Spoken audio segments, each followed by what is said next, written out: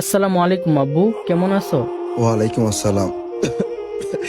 এই তো আলহামদুলিল্লাহ আছি বাবা, তুই কেমন আছিস? আলহামদুলিল্লাহ আব্বু, অনেক ভালো আছি। তো হঠাৎ বাবার কাছে আসলি, কিছু বলবি নাকি রে? হ্যাঁ আব্বু, একটা কথা বলতে চাইছিলাম। কি কথা বল বাবা। টাকা দরকার? টাকা লাগলে আমার পাঞ্জাবি আছে, ওইখানে পাঞ্জাবের পকেট থেকে নিয়ে নে তোর যা লাগে। না আব্বু, আমার টাকা লাগবে না। টাকা লাগবে না? তাহলে কি কোনো সমস্যা? কি হয়েছে বল বাবারে। না মানে কখনো এরকম ভাবে বলা হয়নি তো। আরে বাজান, কি বলতে চাস বল বাবারে, তুই না বললে তো বাবা বুঝবো না যে তোর কি লাগবে। বলতে চাইছিলাম আই লাভ ইউ আব্বু, তোমাকে অনেক ভালোবাসি, মন থেকে ভালোবাসি। আরে পাগল, আমি তো জানি যে তুই আমার অনেক ভালোবাসিস, আমি তো তোর অনেক ভালোবাসি রে বাবা।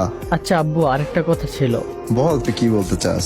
আব্বু চলো না কালকে একটু নদীর পাড়ে ঘুরতে যাই, অনেক মন চাইতেছে তুমি আর আমি একটু নদীর পাড়ে ঘোরাঘুরি করব, একটু সময় কাটাবো। নদীর পাড়ে ঘুরতে যাবি বাবার সাথে? হ্যাঁ আব্বু, তোমার সাথে ঘুরতে যাব। কি তুমি যাবা না? কিন্তু কিন্তু কি আব্বু, তুমি যাইবা না আমার সাথে?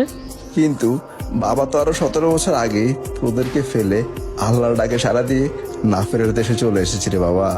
হ্যাঁ, তার মানে আমি এতক্ষণ স্বপ্ন দেখতেছিলাম।